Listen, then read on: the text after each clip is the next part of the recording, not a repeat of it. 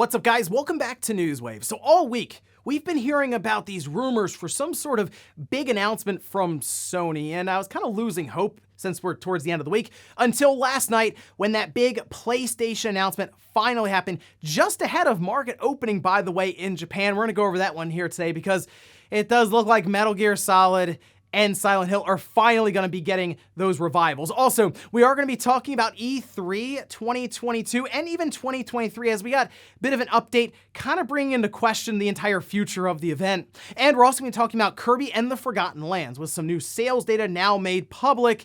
It looks like this was indeed the biggest launch for the entire franchise. Guys, if you enjoyed these videos, make sure that like button helps out a ton. And if you're new here to the SpawnWave channel, make sure you subscribe down below and ring that notification bell so you can keep up to date with all the uploads here on the channel. And we're going to start today with Abandon. This is something we've been going through for more than a year now, where originally people thought it looked so weird that it had to have been Kojima trying to trick everyone to do this big grand unveiling for Silent Hill. Well, let's take a look at this tweet here from Lance McDonald saying Blue Box Game Studios have now deleted most tweets that described specific future plans for their game Abandon. 3 months ago, they said there would be a playable demo soon, and also previously tweeted a lie about the reason the trailer app was 6 gigabytes was because it actually contained way more footage, but it just needed a small patch to fix a tech issue. After many months passed, all these tweets have been deleted. I don't think that game ever exists. A show of hands, who's actually surprised that Abandon was never a legitimate game in the first place? Yeah, I assume everyone just put their hands up because it was pretty obvious. The more it went on, the more it was pretty clear that this was a small studio that somehow found their way into this very weird viral marketing campaign where everyone thought it was actually Kojima pulling the strings when it was like one or two people who worked at Blue Box who, I mean, kept playing into it. So it's kind of their fault for all of that, made a lot of these promises, released this very strange application that was never actually going to unveil any type of game. So what a weird series of events, but I feel like at this point, we can kind of move on from this entire Abandon thing. And for anyone who was really holding out hope, no, I don't think this is Kojima. Also, we had a bit of a strange announcement from Nice America, this having to do with Ys 8 Lacrimosa of Donna. Now, the game itself is very good, and it's available on many different platforms currently, but they did announce a new version of the game, and I'm not really sure why it exists. Well, I can come up with maybe one reason. But anyway, let's take a look at the trailer here. Yeah, it's Ys 8 for the PlayStation 5, and I was trying to figure out, okay, maybe they have some new benefits for the PS5 that they're going to be talking about here. Nothing. They mostly just go over a summary of the plot for the game itself. Like I said, the game itself is good, but the visuals are already pretty simplistic looking. I mean, it's also on the Vita. The load times are already pretty good on the PS5, since remember, you can play through backwards compatibility on the PlayStation 4. It's 60 frames per second, and they're just putting a PS5 version out this fall. So I'm not really sure why you wouldn't just try to find it on sale for the PlayStation 4. Maybe they'll do even a patch if they do have extra features for it.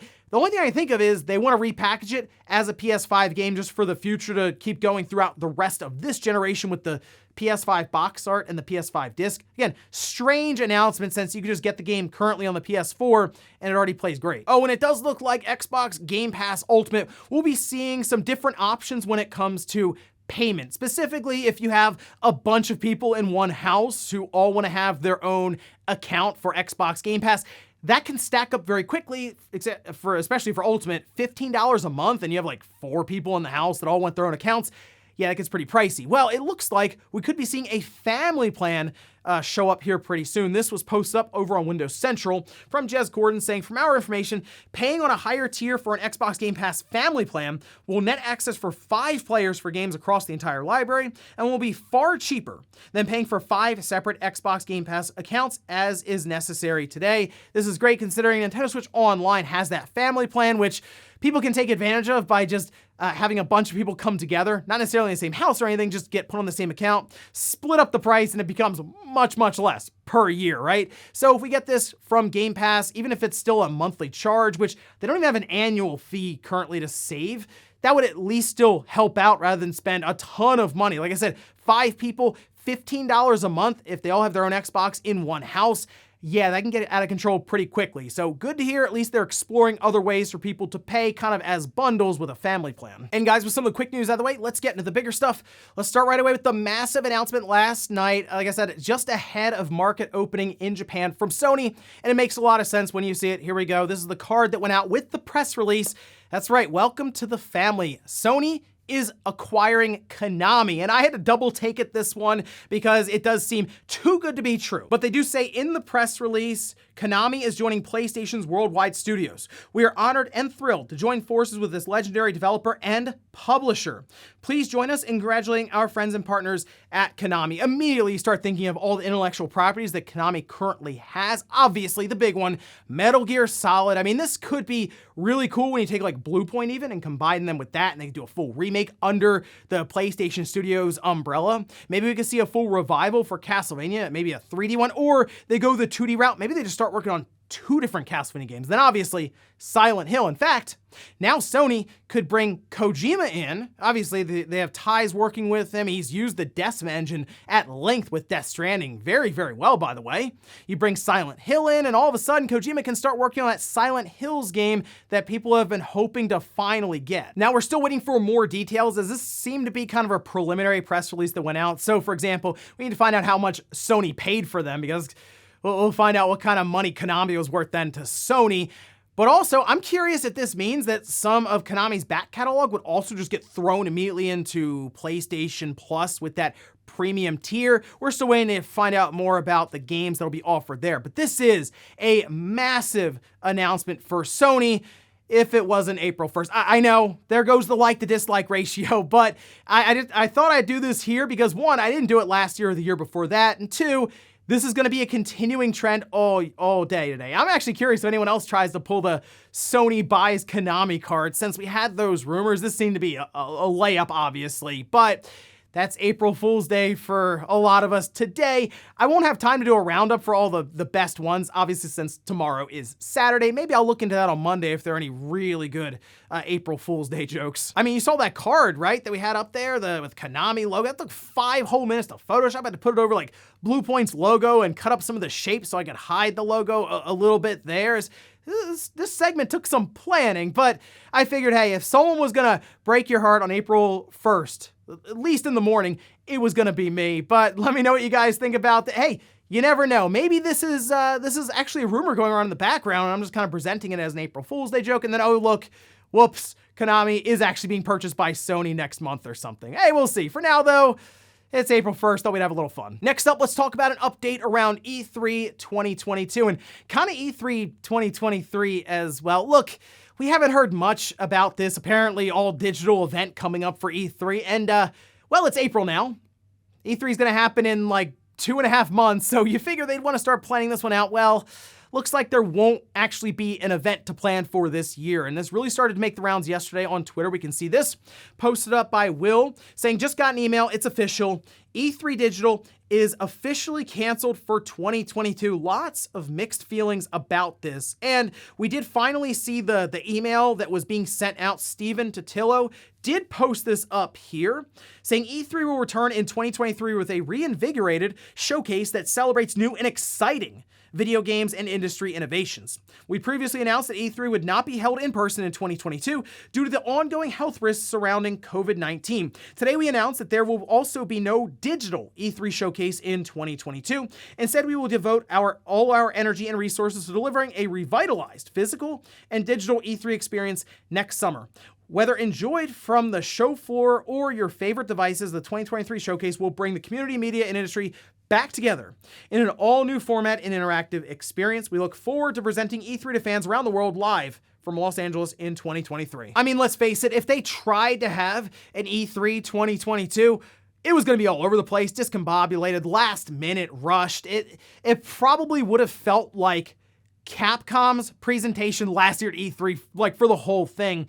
it just didn't seem to be coming together that well. And this is still just the ESA struggling with an all-digital event. They need it to be in person. Now, if they can come back next year and actually have an in-person event, which appears like that's going to be very likely, considering we're going to see Gamescom and Tokyo Game Show both return as in-person events later this year, then I think the ESA can at least attempt to bring E3 back. There are concerns right now, though, that this might be it for E3. We might not see it return at all. I'm still holding out hope. Like, I would like to see E3 continue to be a thing beyond like this stretch that we've had for a couple of years now where the in-person events weren't possible really or easily done. And I would like to think we get back on track next year when these in-person events are just more frequent and common once again. But yeah, it's another year basically without a solid E3 event. It's a shame because that is something we've continued to look forward to every single year. I know for a while there, the popular opinion was becoming we don't need E3, but you really feel it when it's not there because at this point, I guess we're going to look forward to whatever Jeff Keighley does for Summer Game Fest, which, I mean, credit to him. He was smart. He tweeted something out immediately after this was announced from the ESA that there'd be no E3 when those emails were going out, that there would be a Summer Games Fest to look forward to. So I guess we'll see what Jeff can do to kind of fill in the gap once again, and here's hoping that E3 2023 can return in full force as an in-person event, but also give us those digital showcases that we've become accustomed to where we can watch Nintendo Direct, an Xbox showcase, and whatever Capcom and EA have for us. Next up, let's talk about an update for the Nintendo Switch Online service with Super Nintendo and Nintendo games being added, and we talked about this yesterday. Nintendo dropped these games out of nowhere, kind of like we were maybe thinking they would do, and they tried to do it just before Newswave. I got in there, though, I saw it before Newswave went up and just kind of cut some audio in there to let you guys know that, yes, I was aware we'd cover it here today. Let's take a look at the tweet. This was posted up by Nintendo of America the other night. 3 classic Super Nintendo and Nintendo titles are now live for Nintendo Switch Online members. We have Dig Dug 2, Mappy Land, and Earthworm Jim 2. So 2 NES, 1 Super Nintendo game. I'm familiar with Dig Dug 2. I like Dig Dug. It was a fun little game to play on the NES. Mappy Land, not as much, but Earthworm Jim 2. I played that quite a bit because I would rent that from the video store from time to time over a weekend. It was pretty fun. I mean, it was a very imaginative and kind of out there 2D game, and that's what we'd get a lot back then were side-scrolling games. Earthworm Jim 2 in particular had some pretty good animation, and while it is a little strange that we have the second one but not the first one, it's not a huge deal because like it doesn't have some crazy twisting story or something to follow. It's just, again, an out there 2D platformer game that is a lot of fun to play. So I'll give it to Nintendo. This is one of the better releases, and it's for the basic tier at $20 a month, whereas we had been seeing a lot of stuff just for the expansion pack tier, and that's kind of how I thought Nintendo would continue to trend, because that's the more expensive tier and people have higher expectations for it. But good to see that they do still have some releases ready to go for Nintendo and Super Nintendo, and we didn't get some really weird, strange games that no one's ever heard of. Earthworm Jim, while it's nowhere near even what it used to be back in the day, it's at least something that people have heard of before and might be interested in firing up the Super Nintendo app to check out. So not too bad for Nintendo with the latest update here for March 2022 and the Nintendo Switch Online app. And in our last bit of news, let's talk about Kirby and the Forgotten Land. This is a game that I was really hoping would be a big jumping off point for the Kirby franchise, since they took such a chance here, moving it away from what they're traditionally used to creating with Kirby and going towards this 3D Kirby game. Not fully 3D just yet, but at least making that step in that direction. And we can see the Famitsu sales charts here with the top 10. Started with Kirby and the Forgotten Land, 380,000 copies selling here. We're gonna come back, take a look at some of the older releases and how they did in their debut. Mario Kart 8 Deluxe at number 2, because why not? 18,931. Pokemon Legends Arceus, 17,941. Elden Ring, 13,918. Minecraft, 13,305. And then we finally get to Ghostwire Tokyo. Once again, a PlayStation 5 exclusive, so it can't really fall back on the PlayStation 4 for this one. At number 6, 10,144. That does feel pretty low for Ghostwire Tokyo, and yeah, it does have to do with it being a PS5 exclusive, but like, Ghostwire Tokyo in general just seems to be coming in pretty low on basically all the sales charts we've seen it on, unfortunately. Super Smash Bros. Ultimate, 8,982, and then we have Stranger in Paradise, Mario Party Superstars, and The Legend of Zelda Breath of the Wild. Moving over to the hardware, Nintendo Switch at the top, 83,800. We have PS5, 35,474. That's actually up pretty well from the previous week, a little more than double in terms of PS5 units. Then we have the Xbox Series actually down week on week pretty drastically at 390, the 3DS at 280, and then the PlayStation 4 at 13. As for comparisons to previous Kirby releases, Game Data Library did post up a nice little chart here, and you can see it there. Kirby and the Forgotten Land sets a new record for launch sales by a pretty healthy margin. I mean, Kirby and the Forgotten Land's 380,000. You'd have to go to number 2 all the way down to 260,000 units, that being Kirby Superstar Ultra on the DS. And then you have Kirby 64 at 245,000, Kirby Triple Deluxe at 225,000. In fact, Star Allies, that was the last release, of course, that one being on the Switch,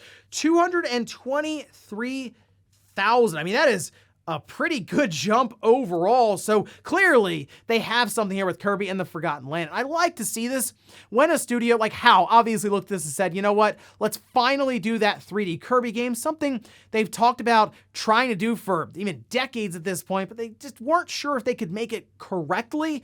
Here they did. I finished Kirby and the Forgotten Land. I think it was a very enjoyable experience, and yes, I would recommend it to anyone who has a Switch now. It is on the easier side, but there's a lot of content there, and then there's stuff to do even after you beat the game, and it's a very creative game when it comes to the platforming, and that's the part I enjoyed the most, even if the game wasn't very challenging. Not every game really needs to be, and when you look at the gameplay and the elements around the different levels, it's just a very fun experience. So hey, hats off to Nintendo and HAL taking a shot at a 3D Kirby game, and clearly it paying off. And before we go to the comment of the day, we're gonna take a look at the poll that I posted up yesterday, where I asked, do you have a PS5 or Xbox Series yet? 61% said yes, I was able to buy one of those systems. 13% said no, I haven't been able to buy one, but I'm looking. And then 26% said no, I'm still not interested in picking one up or unable to. I do wonder how much the cross-gen stuff currently is playing into that, where if you have a PS4 or even an Xbox One or One X right now or PS4 Pro, they're kind of just hanging back. You're like, you know, I don't have to fight with the scalpers, the resellers currently, because a lot of these games are still coming to the older system right now. And I thought about with the PS5, it's like, is there any game out that I'm like, you have to go get the PS5 for, other than just saying it looks better and it runs better? I'm playing Ghostwire Tokyo. It's very fun, but I don't know if I'd recommend a PS5 specifically there. Halo is like the big Xbox game that's going on. That's on the Xbox One right now. Same with Forza Horizon. I mean, Starfield, that's gonna be on just the series. Maybe that'll really push systems along. But otherwise, I think until we get out of this cross-gen period and the systems actually start showing up in stores at MSRP, I think a lot of people are just gonna kind of hang out with their last-gen systems and be content for the most part. And we'll finish up with the comment of the day as you're seeing here. This is from Pizza saying, I thought one of the appeals to reusing the Breath of the Wild engine was to speed up development time, but now it'll have been longer than the time between Twilight Princess and Skyward Sword, developed for different systems and control methods. Well, I think with Breath of the Wild 2, there are just so many questions about this game, and they're painting the picture of a very ambitious project right now, and the engine, sure, that coming over something they have experience with, you think would shorten the development time, but if they have so many ideas and they really want to build out this massive world, that's still going to take time. So I'm hoping, if anything, the Breath of the Wild engine is just going through a ton of optimization, and yeah, maybe they are working on it for another Switch, a revision of some kind potentially, and it's there alongside of it, and it does look even better. But the part that I'm more concerned about is because this game is taking so long, the expectations will continue to build. And if we get to a point where they show it off and it's not able to live up to those expectations, that's going to be tough for a lot of people. So I'm hoping whatever this game ends up being and what is keeping them in development for so long ends up really paying off when they're finally able to show it in some grand reveal that I think is going to come later on this year. I don't even know if it's going to be around E3 time. This might be something they save for like a fall direct and then a massive marketing campaign push all the way up to spring 2023. And ladies and gentlemen, that's going to do it here for Newswave. If you enjoyed this video, guys, hit that like button, really helps out. If not, hit the dislike, leave comments down below about everything we talked about here today. We're Sony not buying Konami, but hey, let me know if I got you down in the comments. And then also, what about E3 2022 now being canceled, them looking towards an in-person event in 2023, and then Kirby and the Forgotten Land setting sales records for the franchise right out of the gate. Is this the correct direction going forward for Kirby, it being all 3D? Thanks guys for watching. Have a great weekend. I'll see you back here Monday morning, 8 a.m. Eastern time for Newswave.